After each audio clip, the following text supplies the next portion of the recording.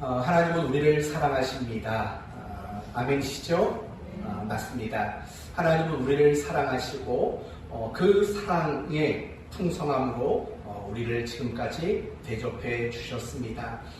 지금까지 하나님께 많은 사랑을 받았고 틀림없이 앞으로도 하나님의 많은 사랑을 받게 될 것입니다.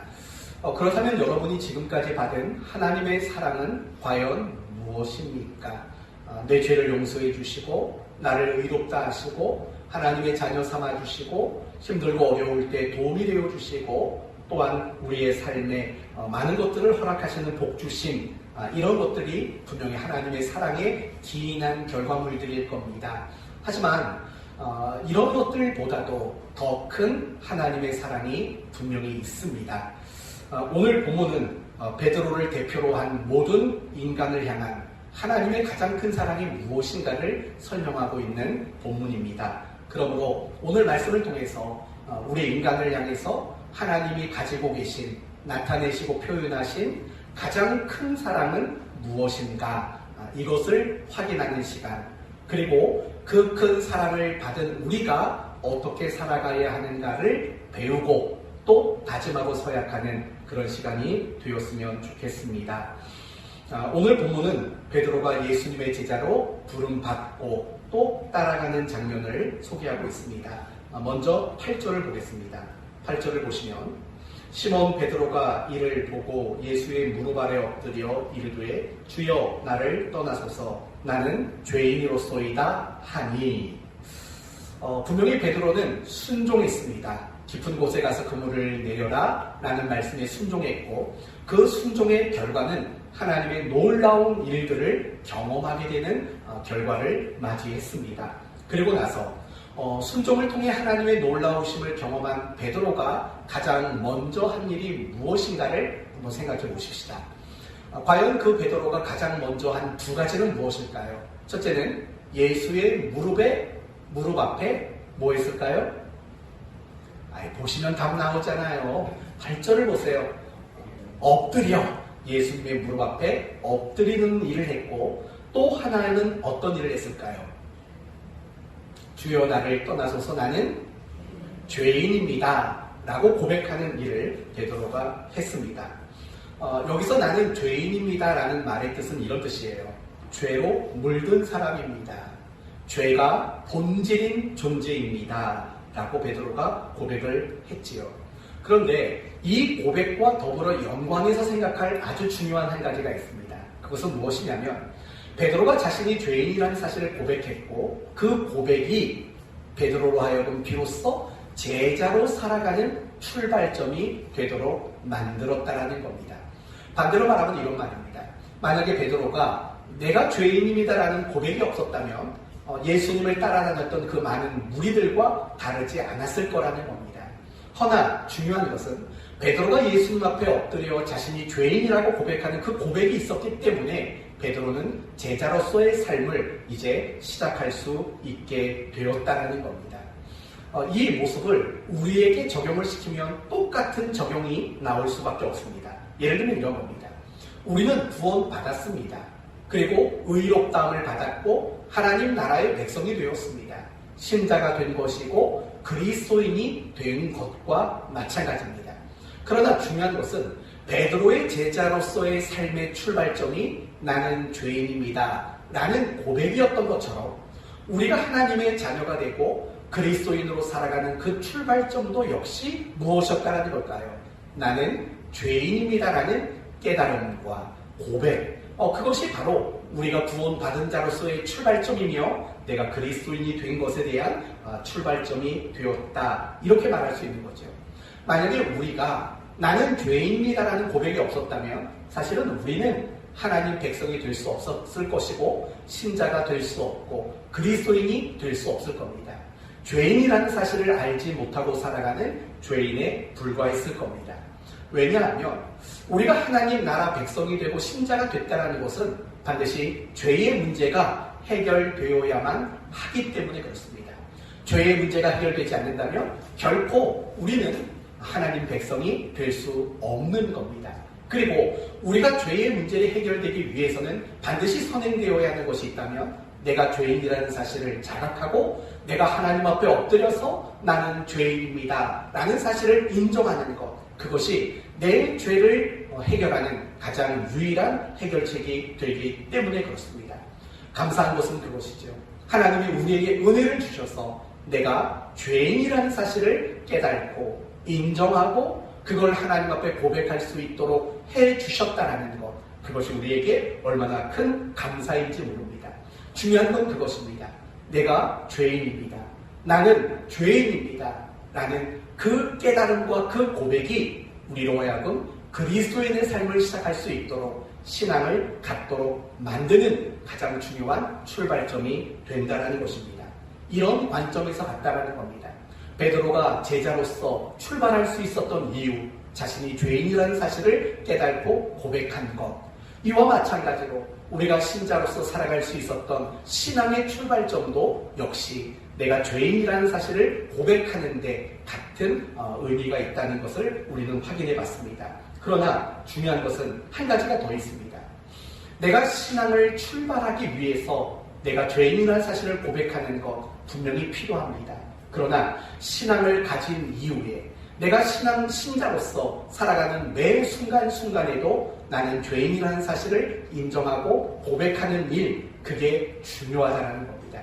내가 예수를 처음 믿고 내가 하나님 백성이 되는 그 순간에만 나는 죄인입니다, 이게 필요한 게 아니라는 거예요.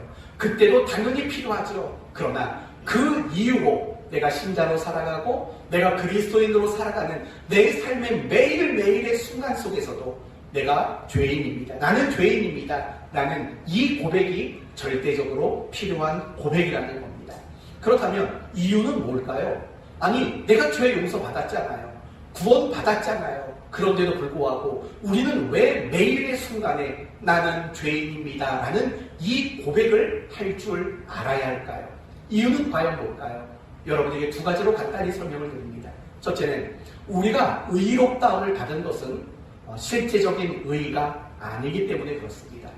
우리가 의롭다함을 받은 것은 실제적인 의의가 아니라 어떤 의의일까요? 법률적 의의인 거죠. 서류적 의의라는 거죠. 서류적으로 내 것인 것뿐입니다. 그러나 실제적으로는 우리는 아직 완전한 의인이 아니기 때문에 그렇습니다.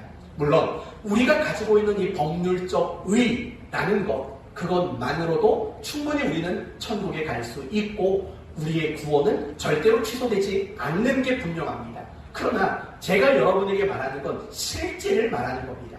여러분이 하나님 앞에 죄사함을 받고 의인이 되었습니다. 그렇다고 해서 진짜 내 모습이 머리부터 발끝까지 완전한 의인이 됐다고 여러분은 말할 수 있겠습니까? 절대 그럴 수 없는 겁니다.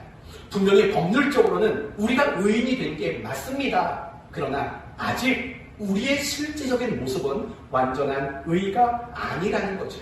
그런 의인이 아닌 겁니다. 그렇기 때문에 우리는 매일 이 고백을 할 수밖에 없죠. 나는 죄인입니다. 나는 죄인입니다.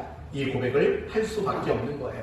그리고 날마다 나는 죄인입니다 라는 고백 속에 살아야 하는 두 번째 이유는 이런 거예요. 그래야만 우리의 신앙이 변질되지 않고 성장할 수 있고 그리스도인답게 살 수 있기 때문에 그래요. 간단히 말하면 이런 겁니다. 나는 죄인입니다 라는 이런 자각과 인식과 고백이 없이 살아가면 우리의 신앙은 너무 쉽게 변질될 수밖에 없다라는 말입니다. 우리는 종종 내 신앙이 많이 변질된 것 같다라고 느낄 때가 사실은 많이 있습니다.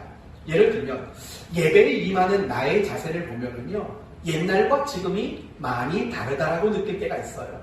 참 옛날에는 예배를 너무 귀하게 여기고 예배를 너무 사모했는데, 그리고 그 예배를 드리기 위해서 정말 온갖 정성을 다 했는데, 근데 지금 돌아보면 막상 그게 아닐 때가 많다는 걸 우리는 느낄 때가 많습니다. 옛날에는 우리가 헌금 하나 하더라도 어떻게 했냐면 구겨지지 않은 현금을 찾았다고요. 그렇죠? 1,000원짜리든 5,000원짜리든 헌금을 드릴 때 옛날 말로는 쌔빠라 그러나요? 너무 촌스러운 말인가요? 하여튼 새 지폐를 찾아서 그걸 가지고 헌금을 하려고 노력을 했다고요. 아니면 찾아도 새 것이 없으면 어떻게 했나요, 여러분? 다리미로 다렸다고요. 혹시 여러분 가운데 헌금을 드리려고 현금을 다리미로 다려보신 적 혹시 있으세요? 우리 김용석 권사님은 그런 경험이 있다고 해요. 나머지 분들은요, 다리미 세대가 아닌가요? 그랬다고요. 저도 그랬다고요. 가장 깨끗한 것으로 하나님께 헌금을 드리겠다라는 마음이 있었고, 정말 그렇게 그 마음을 표현하는 정성들이 있다고요. 그런데요, 요즘에는 그런 정성들이 많이 없어요. 뭐 찢어지는 건 어떻고, 심지어는 혹시 여러분 오늘 또 그런 분이 계실까봐 좀 걱정이 되긴 하는데, 현장에 나와서 예배를 드리는데도 헌금 준비를 안 해서 온라인으로 헌금하실 분 혹시 안 계시지요? 네. 이런 것들이 저는 요즘에 많은 생각을 해요. 이건 정성의 문제인 거예요. 이건 마음의 문제인 거라고요. 정말 내가 하나님 앞에 귀한 것을 드린다라는 그런 마음이 있다면 사실은 준비를 하는 거죠. 그게 단돈 1,000원이어도 아니면 100원짜리도 깨끗하게 광내사라도 하든가, 그건 마음이고 정성의 문제인 거예요. 그런데 우리는 그런 것들이 많이 달라졌어요. 교회에 나와서 예배를 드리는데도 불구하고 그냥 온라인으로 보낸다고요. 편하지요. 준비할 것 없으니까. 그건 많이 변질된 거예요.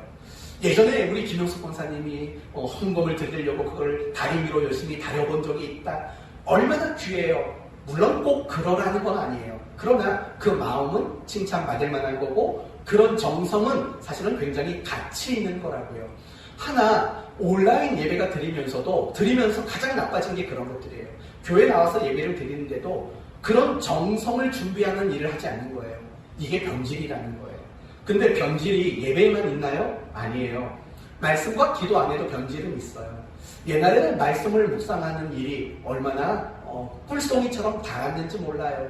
틈만 나는 대로 성경을 보고 싶고, 틈만 나는 대로 기도하고 싶은 마음들이 많았다고요. 그런데 요즘에는 별로 그런 마음이 안 들어요. 많이 변질된 거죠. 사모하는 마음이나 어떤 열정, 이런 것도 마찬가지예요. 또는 교회에 대한 마음, 우리 교회 성도들에 대한 마음도 많이 바뀌었어요. 옛날에는 주일날 예배 끝나고 집에 갈 때 늘 굉장히 아쉬웠어요. 교회에서 살고 싶었고 성도들이 늘 그리웠다고요. 그런데 요즘에는 교회에 대한 생각도 별로 안 나고 우리 교회 성도들, 교우들에 대한 생각도 별로 나지 않는다고요. 그런 것들을 보면 우리가 많이 변질되었다라고 말할 수밖에 없는 거예요. 그러면 고민해 볼까요? 왜 우리가 신앙상 여러 가지 것들이 왜 변질이 될까요? 변질되는 이유는 뭘까요? 사실은 간단해요. 나는 죄인입니다. 라는 이 고백이 없기 때문에 그래요. 이 고백을 조금만 확대해서 말하면 이런 고백인 거예요. 나는 여전히 못났습니다. 나는 부족합니다. 나는 연약합니다. 이걸 팔복 안에서 표현한다면 심령에 가난함이 없는 거고 애통함이 없는 바로 이런 모습들이 우리의 신앙을 변질되도록 만들고 있다는 거예요. 이건 굉장히 자명한 사실이에요. 내가 신앙이 변질되는 이유는요, 다른 것 때문에 변질되는 게 아니에요. 내가 죄인이라는, 연약하고 부족하고 못났다라는 그런 애통하는 마음, 또 그 가난한 마음, 그 마음이 우리 마음에서 떠나게 되면은요, 우리는 금방 신앙이 변질될 수밖에 없어요. 두 사람을 예로 여러분에게 설명을 드려볼게요. 첫째는 구약의 초대 왕이었던 사울 왕을 한번 생각해 보세요. 사무엘상 10장 말씀을 보면 하나님이 사무엘 선지자를 사울에게 보내요. 그리고 그에게 기름을 부어서 왕으로 내정하는 장면이 나와요. 그리고 11장에 넘어가 보면 이 사울 왕이 제비 뽑기를 통해서 선출되는 장면이 나와요. 어느 지파, 어느 족속, 어느 가문, 어느 가정, 그런 식으로 계속 제비를 뽑아요. 그러다 결국 누가 뽑히냐면 사울이 뽑히게 돼요. 그런데 아니 사울이 왕으로 뽑혔는데요, 사울이 안 보여요. 왜 사울이 안 보일까요? 성경을 보면 진보다리 사이에 숨어 있었다라고 성경은 이야기해요. 아니 자기가 왕으로 뽑혔는데도 나타나지 않는 거예요. 진보다리 사이에 숨어 있었던 거예요. 그리고 그 다음 장 12장으로 넘어가면 어떤 얘기가 나오냐면 사울이 밭에서 소를 가지고 밭을 가는 장면이 나와요. 여러분 이미 왕으로 선출된 사람이에요. 있어야 할 곳은 왕의 보좌지요. 왕이 있는 곳에 있어야지요. 그러나 사울은요, 왕이 있는 보좌에 앉아있지 않고 밭에서 밭이나 갈고 있었다고요. 과연 그런 이유가 뭘까요? 그가 진보다리 안에 숨었던 이유, 왕으로 선출되었음에도 불구하고 여전히 자기 밭에서 밭을 갈았던 이유는 뭘까요? 이런 마음 때문이죠. 나는 여전히 왕이 될 자격이 없는 사람입니다. 라는 자기 자신에 대한 그 인식이 있기 때문에 감히 드러날 수 없고 감히 보좌에 앉아서 사람들을 바라볼 수 있는 위치가 아니라고 생각했기 때문이에요. 굉장히 겸손한 거예요. 그리고 굉장히 훌륭한 사람이라고요. 그런데 시간이 얼마 지나고 나서 이 사울이 딴 사람이 돼요. 교만한 사람이 되고 하나님을 거역하는 사람이 되고 말아요. 그렇죠? 아시지요? 아말렉과의 전쟁 앞에서 모든 짐승을 다 죽여라 라고 명령했음에도 불구하고 짐승을 살려온다고요. 하나님을 거역하는 행위를 한다고요. 그래서 하나님이 너를 버리실 것이라고 무서운 경고를 듣게 된다고요. 그러면 생각해봐요. 그렇게 겸손하고 훌륭했던 사울이 교만하고 하나님을 거역하는 사람이 된 이유는 뭘까요? 바로 그런 거예요. 내가 왕이 될 자격이 없어 라는 그 마음을 상실해 버렸기 때문이에요. 만약에 사울이 끝까지 나는 왕이 될 자격이 없다는 생각을 가졌다면 그는 변질되지 않았을 거예요. 그러나 내가 자격이 없다. 오늘 본문대로 말하면 나는 죄인입니다. 라는 이 의식을 상실하니까 그가 변질이 되고 말았던 거죠. 또 요한계시록 3장을 보면 소아시아 7교회 중에서 라오디게아 교회가 소개가 됩니다. 그런데 이 라오디게아 교회는 어떤 교회로 나오냐면 칭찬은 하나도 받지 못하고 책망만 받은 교회라고 그렇게 소개를 하고 있습니다. 뭐라고 책망을 받았냐면 이런 책망을 받았어요. 네가 이같이 미지근하여 그리고 마지막에는 내가 너를 토하여 버리리라 라는 말이 나와요. 굉장히 마음에 안 들었다라는 거예요. 미지근한 신앙이었다는 거예요. 이도 저도 아닌 신앙이었다라는 거예요. 그러면 라오디게아 교회가 처음부터 그런 별 볼 일 없는 신앙이었을까요? 그렇지 않아요.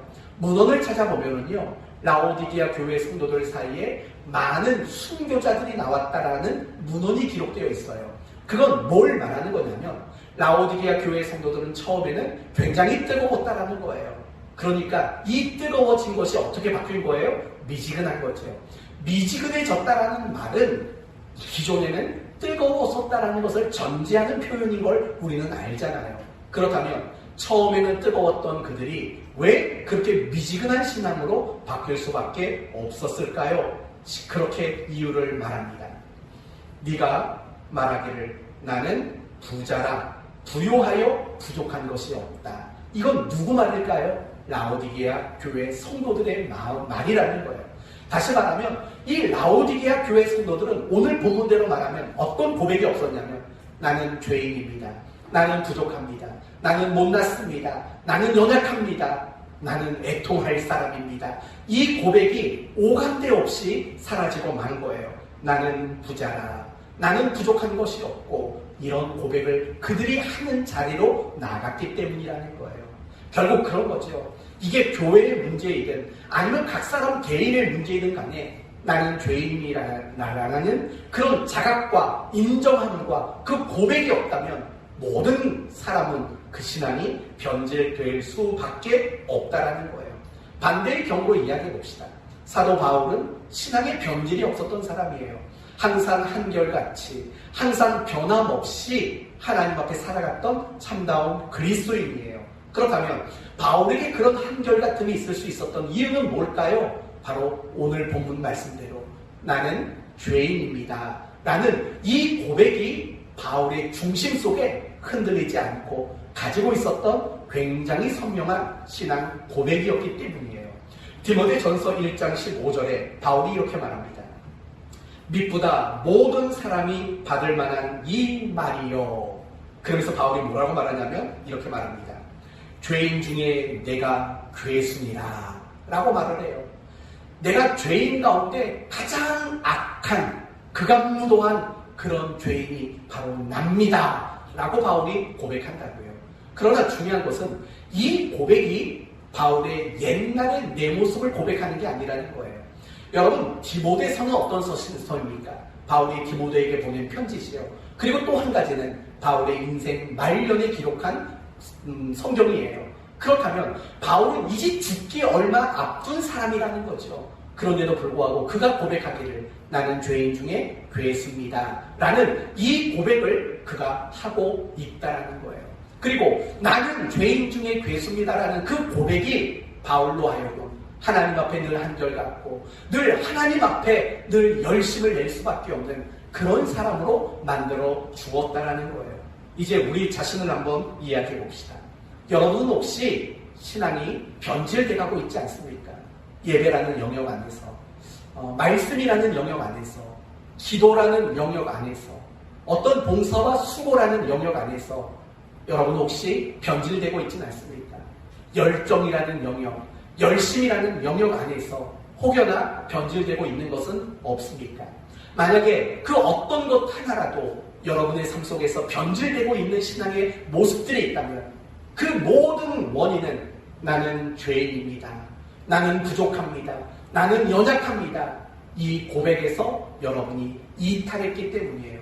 더 이상 여러분의 삶 속에서 나는 죄인이라는 그 고백을 하지 않고 살아가고 있기 때문이에요. 그 자리에서 벗어나면 여러분의 신앙은 모두 변질될 수밖에 없어요. 그러나 더 안타까운 것은 변질로 끝나지 않아요. 여러분의 신앙이 침체하게 돼요. 도무지 성장할 수 없고 도무지 그리스도인다운 삶을 살 수 있는 다른 방법이 없게 되는 거예요.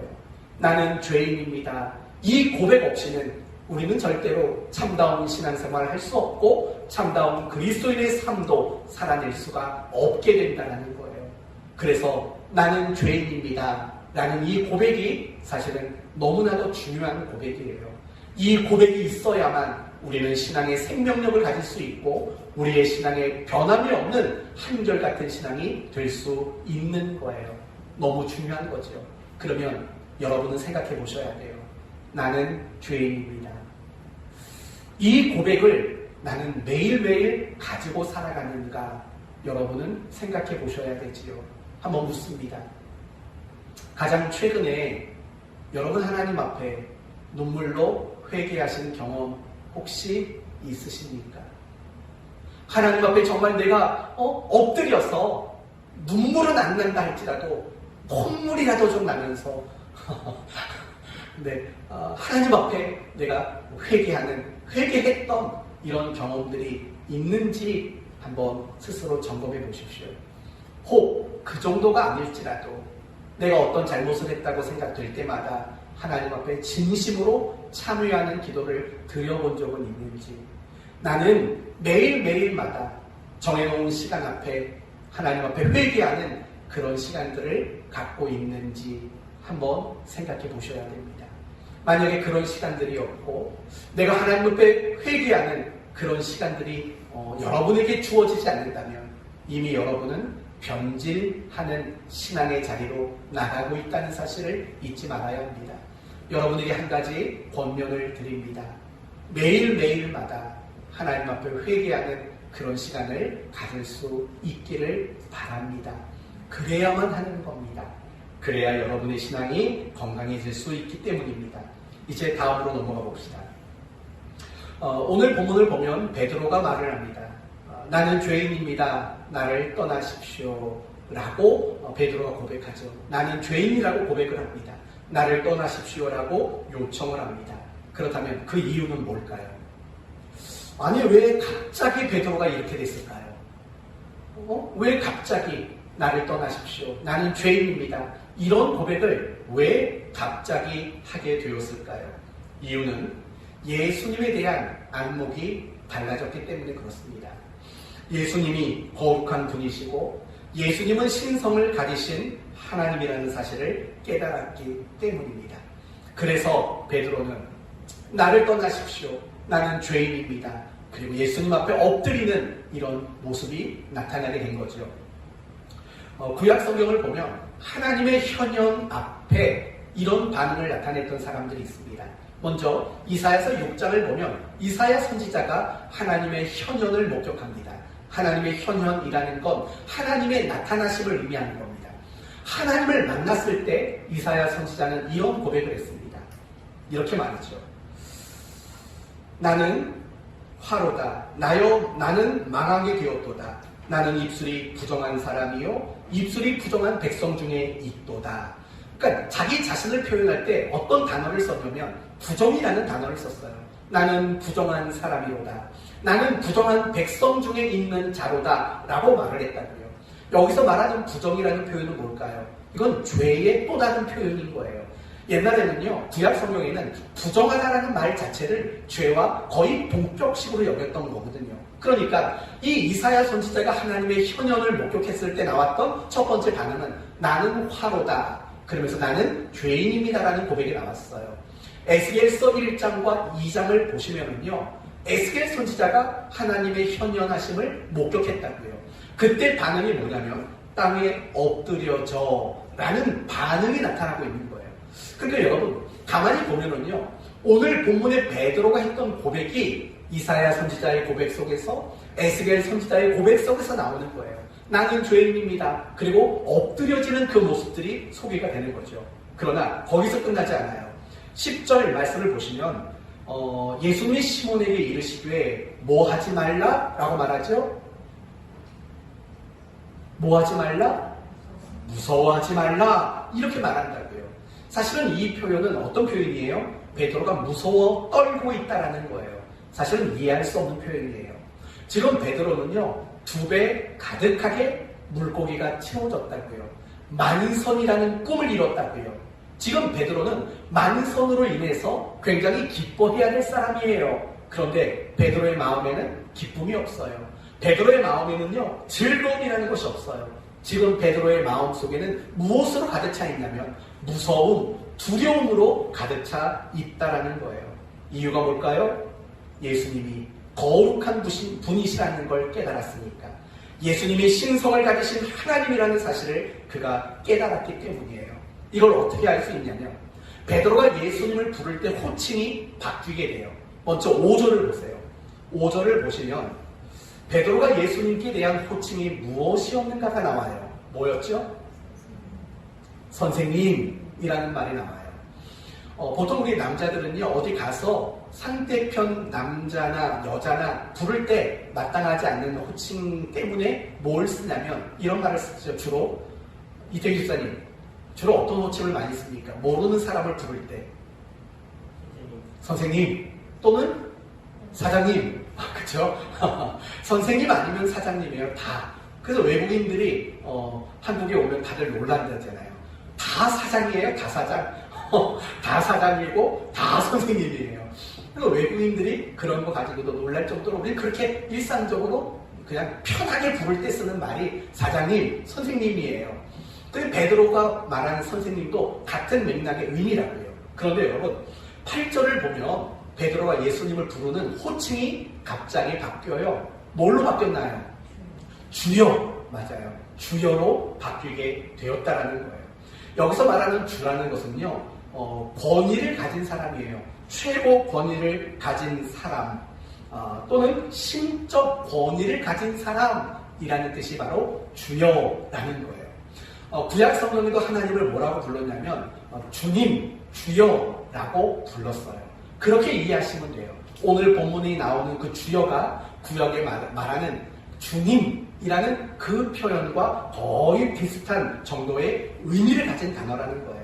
이것들만 본다면 지금 베드로가 엎드리고 또 나를 떠나소서라고 요청하고 나는 죄인입니다라고 고백했던 그 이유는 뭐냐면 사실은 뭐가 달라진 것뿐이냐면 베드로가 예수님께 대한 새로운 인식의 차이가 있었던 거예요.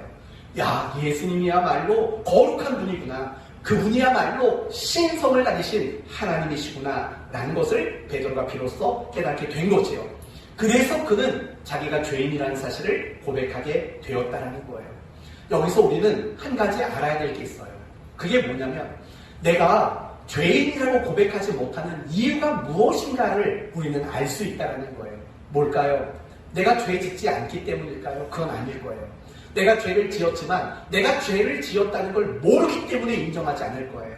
그러나 또 한 가지 이유는 뭐냐면, 더 중요한 이유는 내가 신적 권위 앞에 살지 않기 때문이라는 거예요. 더 세부적으로 말하면 이런 거예요. 내가 하나님 앞에 서지 않고 내가 하나님의 말씀 앞에 내가 서서 살지 않는 거예요. 하나님의 말씀을 떠나 살고 하나님을 떠나 살기 때문에 내가 죄인이라는 것을 깨닫지 못하는 거예요. 왜냐하면 하나님 그분은 신적 권위를 가지신 분이시고 성경의 말씀 역시도 신적 권위를 가진 말씀이기 때문에 그래요. 그 말씀 앞에, 그 하나님이라는 권위 앞에 우리가 서게 되면 우리 모두는 엎드려질 수밖에 없어요. 우리 모두는 내가 죄인이라는 사실을 고백할 수밖에 없는 거라고요. 요셉이라는 사람을 생각해봐요. 보디발 장군의 아내가 요셉을 유혹한다고요. 그러나 요셉은 뭐라고 말하냐면 내가 하나님 앞에서 어찌 범죄하리요? 라고 말을 한다고요. 무슨 말인 거 아니? 이 요셉은 눈에 보이는 하나님이지만 눈에 보이는 하나님처럼 여기고 그 하나님 앞에서 마음가짐을 가지고 행동하는 그런 신앙관을 가졌다는 거예요. 우리가 그것을 뭐라고 말하냐면 코람 데오라고 말하는 거예요. 코람 데오, 하나님 앞에서 신전의식이라고 우리는 말하는 거죠. 맞아요.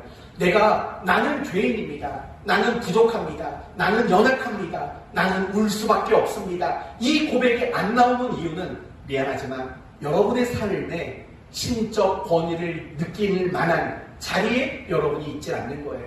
하나님 앞에서 살지 않는 거고 말씀 앞에 나를 세워가는 일들을 하지 않기 때문이라는 거예요. 정말 우리가 하나님 앞에 서고 말씀 앞에 서게 될 때 날마다 나는 죄인이라는 것을 인정할 수밖에 없고 고백할 수밖에 없다라는 거예요. 사랑하는 성도 여러분, 내가 죄인이라는 사실을 깨닫고 고백하는 게 얼마나 중요한지 아셨잖아요. 그 고백을 하기 위해서는 다른 방법이 없어요. 세상 속에 살아가면 절대 그 고백을 못해요. 사람들 앞에서 살아가도 그 고백은 못하게 돼요. 여러분의 욕심대로, 여러분의 마음대로 살아도 그 고백은 안 나와요.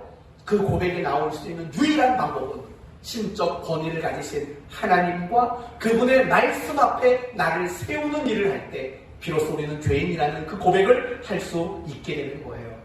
베드로가 바로 그걸 깨달았어요. 예수님, 당신은 거룩한 분이시고 당신은 하나님이십니다. 라는 그 고백을 깨달았을 때, 그 사실을 깨달았을 때 나는 죄인입니다. 나를 떠나소서. 라는 그 이야기를 할 수 있게 되었다라는 거예요. 그러나 진짜 중요한 설교의 내용은 지금부터 시작이 됩니다. 지금부터는 더 정신을 집중하셔서 여러분이 들으셔야 돼요. 베드로가 깨달은 것이 무엇이라고요? 예수님, 바로 당신은 거룩한 분이시고 신성을 가지신 하나님이십니다. 그걸 깨달았다고요. 그런데 오늘 본문을 보면은요, 베드로가 깨달은 더 중요한 한 가지가 있어요. 그게 뭐냐면 하나님은 나를 찾아와 주신 분이시다 라는 깨달음을 그가 가졌다는 거죠. 이런 거예요. 베드로가 예수님을 보면서 이런 생각을 했다는 거예요. 당신은 하나님이십니다. 그러나 그 깨달음이 거기가 전부가 아니라 이걸 깨달은 거죠. 하나님은 나를 사랑하시고 하나님은 나를 존귀하게 여기시는데 그 사실을 깨달도록 예수 그리스도의 모습으로 하나님이신 그분이 인간의 모습으로 내게 찾아와 주셨습니다. 라는 것을 베드로가 비로소 깨달을 수 있게 되었다는 거예요. 이게 오늘 설교의 가장 중요한 핵심이 되는 거예요. 이런 거예요. 하나님은 우리를 사랑하신다는 거 알지요? 하나님은 우리를 존귀하게 여기시고 우리를 사랑의 대상으로 여기신다는 거 아실 거예요. 그러나 모르는 경우들이 더 많아요. 사실은 구약 이스라엘 백성들의 이야기는 다 그 얘기예요. 하나님이 구약 이스라엘 백성들에게 늘 강조했던 게 뭐냐면 나는 내 백성 된 너희를 사랑한다. 나는 너희를 존귀하게 여긴다. 그러나 이스라엘 백성들은 그 하나님의 사랑을 늘 깨달지 못했다고요. 그게 이스라엘 백성들의 모든 역사를 통틀어서 나오는 가장 큰 실수였던 거예요. 그래서 아무리 사랑한다고 말해도 아무리 내가 너희를 존귀하게 여긴다고 말해도 그걸 깨달지 못했어요. 그래서 하나님이 선택하신 방법이 뭔지 아세요? 하나님이신 그분 자신이 인간의 모양으로 인간의 땅에 인간의 시간에, 인간의 자리에 찾아오시는 방법을 선택하신 거예요. 그러니까 예수님은 누구세요? 하나님이 우리를 사랑하시는데, 우리를 존귀하게 여기시는데 그걸 알지 못하니까 그걸 깨닫도록 이 땅에 친히 찾아오신 하나님이시라는 거예요. 병든 자를 고치고 귀신 들린 자를 쫓아내시고 가난한 자와 죄인들의 친구가 되어주시는 이 모든 일들은 다 무엇이냐면 하나님이 인간을 사랑하신다는 것, 그것을 알게 하시기 위해 오신 예수님의 목적이고 사명들이었다라는 거예요. 베드로는 지금 그걸 깨달은 거예요. 당신은 하나님이 나를 사랑하시는 그 사랑을 깨닫게 하도록 찾아오신 참 하나님이십니다 라고 베드로는 비로소 깨닫게 되었다라는 거예요. 성도 여러분, 여러분은 하나님이 어떤 분이라고 생각하세요? 하늘 보좌에 앉아서 우리의 예배를 즐기시는 분일까요? 우리의 찬양을 들으며 마치 우리가 여가 생활을 할 때 찬양 틀어놓고 즐기는 것처럼 그런 하나님이실까요? 성가대나 찬양대의 음악을 들으면서 잘했네 못했네 점수 매기는 하나님이실까요? 아니면 우리의 잘잘못을 분석하셔서 그에 상응하는 보상만 주시는 하나님이실까요? 그렇지 않아요. 그러면 여러분이 알고 있는 하나님은 어떤 하나님이시죠? 세상을 창조하신 분이시요? 공의로 세상을 통치하고 다스리시는 분이신가요?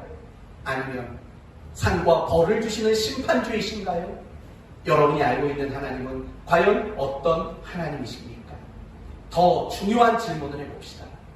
여러분이 가장 먼저 만난 하나님은 어떤 하나님이셨을까요? 여러분이 가장 먼저 만난 하나님은 과연 어떤 분이셨습니까? 결국은 이런 분이시죠. 나를 사랑하시고 나를 존귀하게 여기시는, 그것을 알게 하도록 친히 이 땅에 인간의 모습으로 오신 하나님을 사실은 우리는 제일 먼저 만났다고요. 성육신 하신 하나님을 우리는 제일 먼저 만났어요. 그렇지 않나요? 여러분이 예수를 믿는다, 그래서 신앙을 갖게 되었는데, 예수를 믿는다라는 말은 예수에 도대체 뭘 믿는다는 거예요? 하나님의 사랑, 우리를 존귀하게 하시는 하나님, 그 하나님의 사랑을 알게 하기 위해 인간의 몸으로 이 땅에 찾아오신 예수님을 믿는다라는 거죠. 우리가 가장 먼저 만난 하나님은 사실은 그 하나님이에요.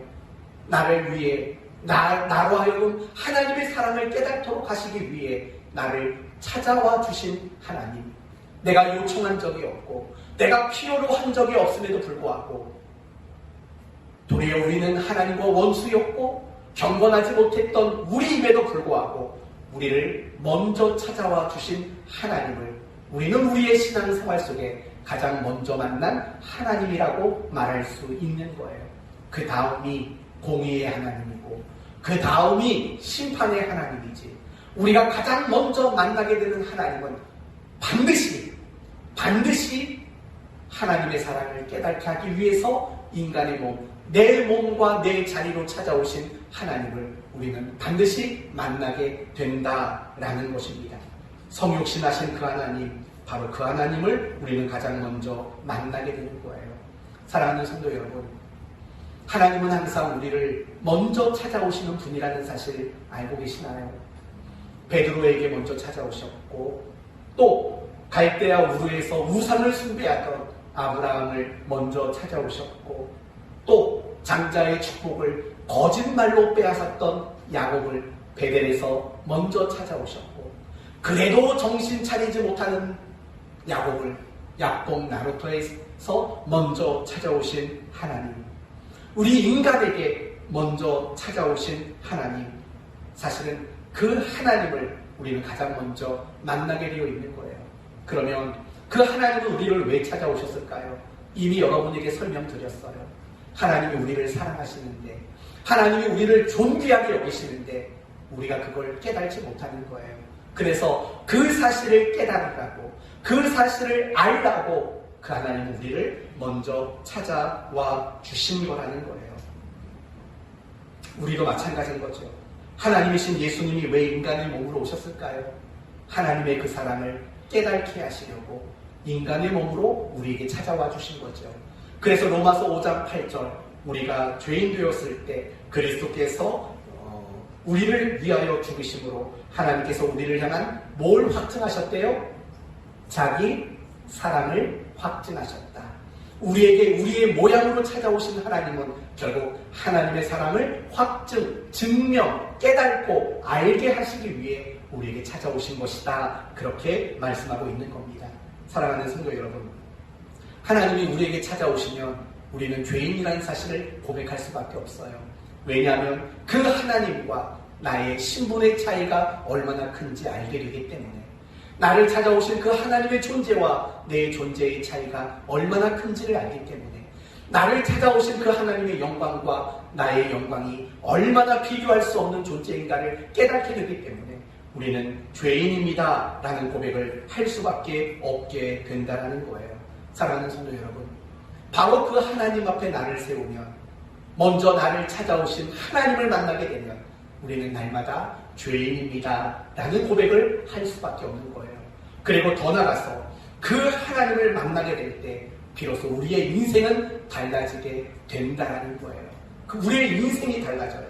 여러분, 우리는 살면서 얼마나 많은 집착들을 가지고 사는지 몰라요. 어떤 사람은요, 굉장히 건강에 집착하는 사람이 있어요. 정말 건강에 지나칠 정도로 집착하는 사람이 있다고요. 어떤 사람은 돈에 집착하는 사람이 있어요. 어떤 사람은 집에 집착하는 사람이 있어요. 어떤 사람은 자동차에 집착하는 사람이 있어요. 어떤 사람은 자식에게 집착하는 사람이 있어요. 어떤 사람은 배우자에게 집착하는 사람이 있어요. 저 같은 사람이죠. 저는 맨날 아내만 바라보고 살아요. 아내에게 얼마나 집착하며 사는지 몰라요. 하루에도 12번씩 카톡하고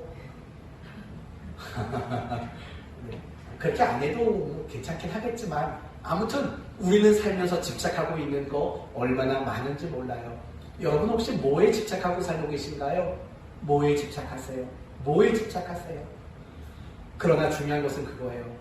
나를 사랑하시고 나를 존귀히 여기시고 그 사실을 깨닫도록 친히 우리의 몸으로 성육신하신 그 하나님을 만나게 되면 사실은 집착하는 것에서 우리는 굉장히 자유로워질 수가 있는 거예요. 여러분, 오늘 본문의 베드로를 생각해 보시겠어요? 베드로는 무엇에 집착했던 사람이었을까요? 당연히 배, 그물, 그리고 물고기, 이런 것에 집착했던 사람이었다고요. 그리고 세상살이. 그러나 오늘 본문을 보면 굉장히 충격적인 장면이 나와요. 11절 보시면 그들이 배들을 육지에 대고 모든 것을 버려두고 예수를 따릅니다. 조금 전까지만 해도 그물을 손질하던 사람이잖아요. 굉장히 그물에 집착했던 사람이에요. 배에 집착했던 사람이라고요. 그런데 하나님의 사랑을 깨닫게 하기 위해서, 우리가 얼마나 존귀한 사람인가를 알게 하시기 위해서 우리의 모양으로 이 땅에 오신 성육신하신 하나님을 만난 이후로는 그가 집착하던 모든 것을 버리고 그 집착으로부터 그가 얼마나 자유로워졌는가, 이걸 우리는 보게 되는 거예요. 사랑하는 성도 여러분, 저는 여러분에게도 이런 은혜가 있었으면 좋겠어요. 내가 하나님께 얼마나 사랑을 받는 존재인가, 하나님이 나를 얼마나 존귀하게 여기시는가, 이 사실을 여러분이 깨달았으면 좋겠어요.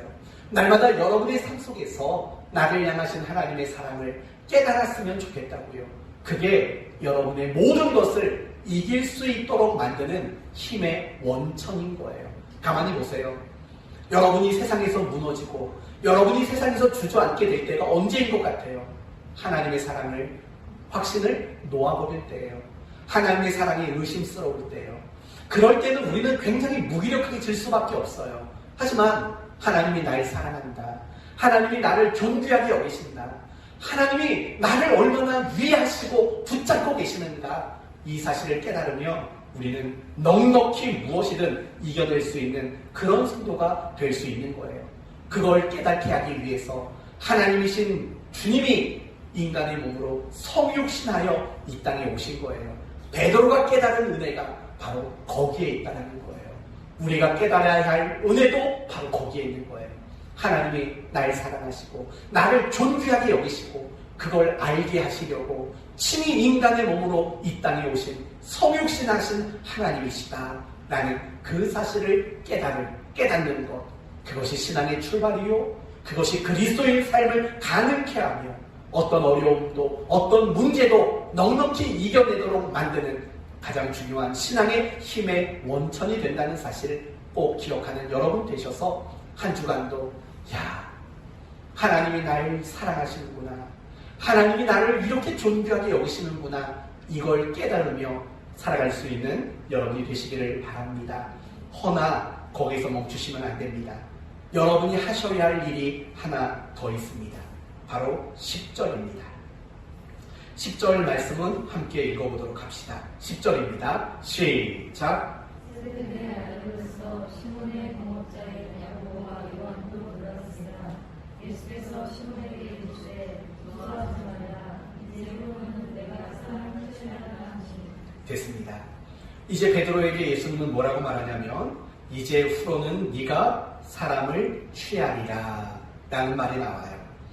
다른 말로 말하면 이제 너는 제자로 살아라 또는 나를 따라라 라는 말씀인 거예요. 여러분, 이 말을요, 우리는 어떤 의미인가를 잘 생각해 봐야 돼요. 이거 굉장히 중요한 의미예요. 네가 이제는 사람을 취하리라 라는 말의 의미는 이런 거예요. 예수님의 성육신을 연장하는 삶을 살아가라 라는 말이라는 거예요.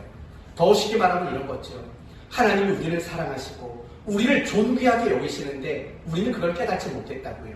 그래서 하나님이 하신 일이 뭐라고요? 성육신, 인간의 몸으로, 인간의 자리에, 인간의 곁으로 먼저 찾아오시는 일을 하신 거라고요. 우리가 그것을 재현하고 그것을 우리가 연장해가는 삶을 살아가는 것, 그게 바로 이후로는 네가 사람을 취할 것이다. 그것이 제자가 되는 것이고 그것이 그리스도인으로 살아가는 모습이라고 우리에게 그렇게 설명해주고 있는 겁니다.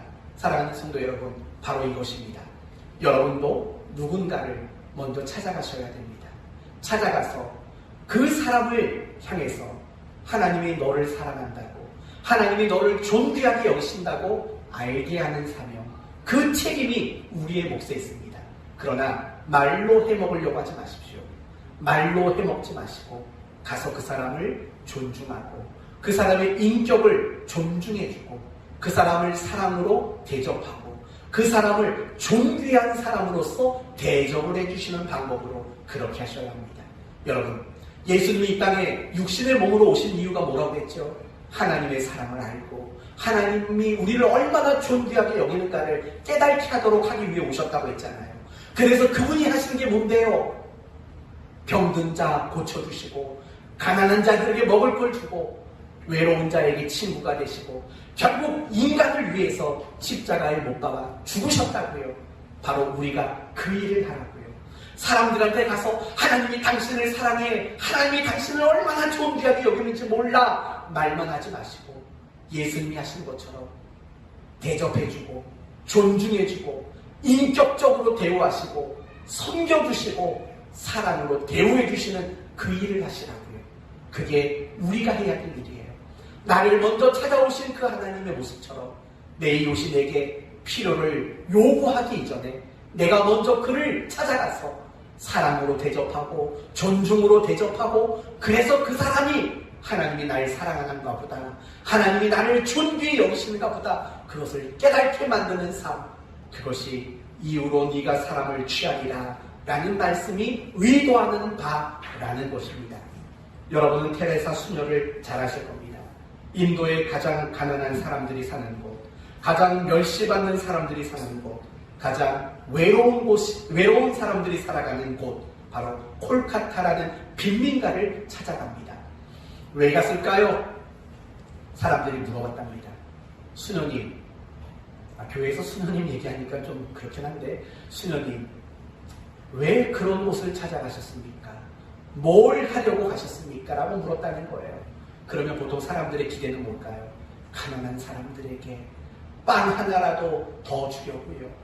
병든 사람 곁에서 간호해 주려고요. 이런 대답이 나올 것을 기대하겠지요. 그러나 이 테레사 수녀는 전혀 뜻밖의 말을 했다고 합니다. 이런 말을 했다고 합니다. 잘 들으셔야 합니다. 이게 설교의 가장 중요한 핵심이니까. 가난을 해결하거나 병을 고치는 것이 아니라 사회적 멸시와 최악의 환경 속에 있다 할지라도 여기서부터 잘 들으세요. 당신은 대접받을 가치가 있는 한 영혼이고 한 사람이라는 것을 알게 해주기 위함입니다. 라는 거예요. 그 빈민가, 그 멸시와 충대받는 사람들이 있는 그곳 찾아간 이유는 빵을 주기 위함도 아니고 병든 자들을 돌보기 위함이 아닙니다. 비록 그들이 그렇게 비천하고 멸시받는 삶을 살지만 당신이 얼마나 존귀한 사람이고 하나님이 당신을 얼마나 사랑하고 있는 사람인가, 그걸 깨달도록 만들어주기 위해 내가 그곳에 갔습니다. 라고 테레사 수녀가 이야기했다는 겁니다.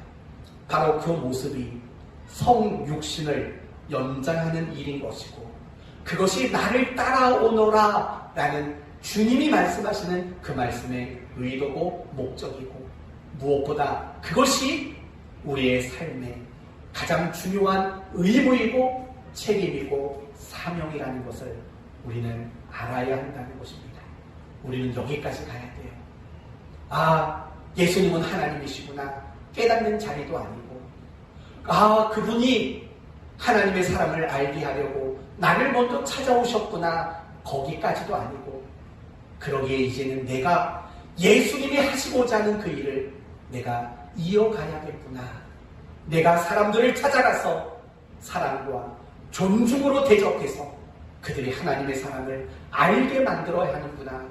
여기까지 나가는 것이 오늘 설교가 우리에게 요구하고 있는 말씀의 목표 지점인 것입니다.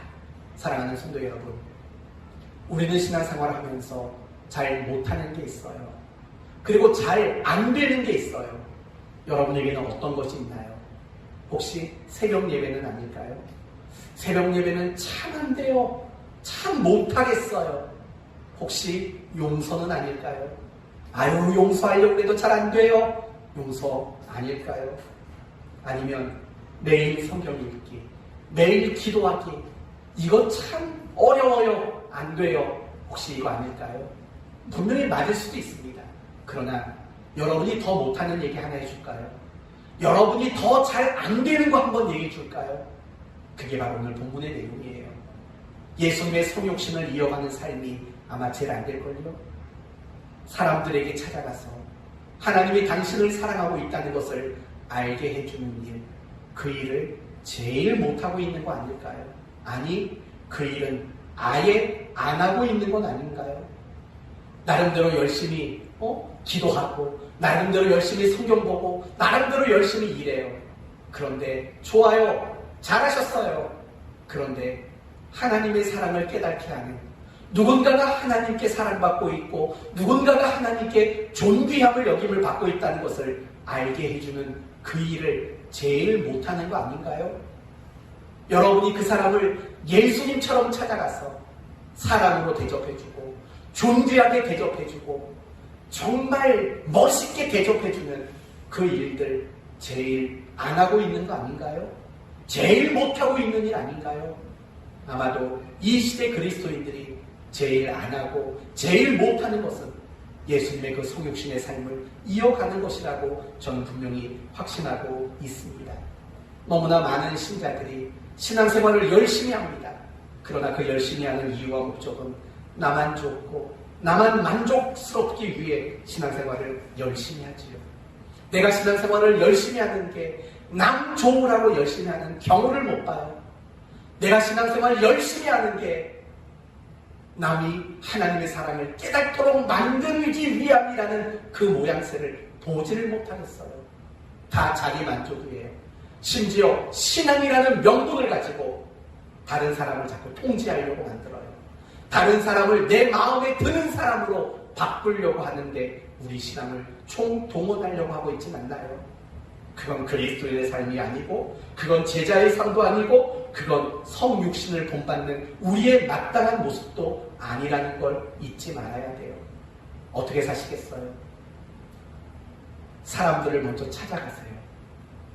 여러분이 만나는 그 사람들이 하나님께 사랑받고 있다는 걸 여러분이 그 사람을 대접하는 모습으로 알게 해줘야 돼요.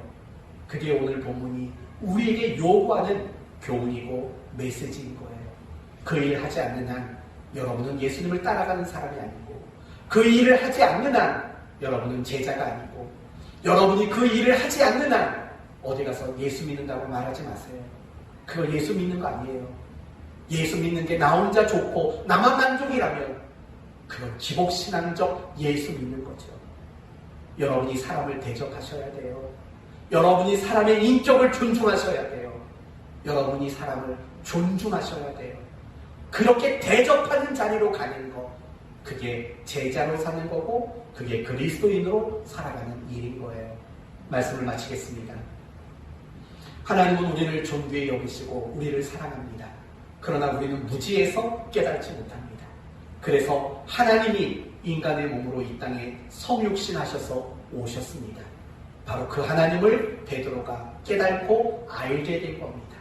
그래서 비로소 제자의 삶이 시작된 거고, 모든 집착에서 벗어나 주님을 따르는 자가 될 수 있었던 것입니다. 우리는 그 사랑을 받았습니다. 그러므로 그 주님은 우리에게 이렇게 요구하십니다. 아무개야, 집사, 권사, 목사야, 나랑 같이 가자. 가서 내가 하고자 하는 그 일, 그 사람에게 함께 하자. 그렇게 하나님은 말씀하고 있는 겁니다. 우리는 이제 예배당을 떠나서 그 자리로 가셔야 합니다. 여러분이 직장에서 누구를 만나든 그 사람을 존중하십시오. 그 사람이 여러분에게 무슨 짓을 하더라도 그 사람을 사랑으로 대접하십시오. 그 사람을 존귀하게 섬겨주십시오. 그래서 그 사람이 하나님의 사랑을 알게 하십시오. 그게 오늘 이 말씀이 우리에게 요구하는 말씀인 겁니다. 이 말씀을 마음판에 새기셔서 사람을 존귀하게, 그리고 사람을 존중하며 사람을 대접하는 자리로 나갈 수 있는 여러분 모두가 되시기를, 예수님의 성육신의 삶을 이어가는 한 주간이 되기를 예수님의 이름으로 축원드립니다. 아멘. 기도합시다. 하나님, 오늘 다시 한번 깨달았습니다. 우리가 가장 먼저 만난 하나님은 전능하신 하나님도 아니고 심판하시는 하나님도 아닙니다. 우리에게 사랑을 깨닫게 하시기 위해 우리의 모습으로 먼저 찾아와 주신 하나님을 우리는 가장 먼저 만났습니다. 그리고 여전히 이 세상에 그 하나님을 만나야 할 사람들이 많습니다. 하지만 예수님은 다시 인간의 몸으로 이 땅에 오지 않습니다. 그 일은 이제 우리가 해야 합니다. 우리 이웃을 먼저 찾아가서 사랑하고 대접하고 존중하는 이 모습으로 그들이 우리가 그 하나님을 만난 것처럼 그들도 그 하나님을 만나게 하여 주옵소서. 이게 사람을 취하리라 라는 말씀이고, 이것이 그리스도인으로 살아간다라는 모습입니다. 이 모습을 놓치지 않는 저희가 되게 하시옵소서. 이 한 주간 정말 다양한 사람들을 만날 겁니다.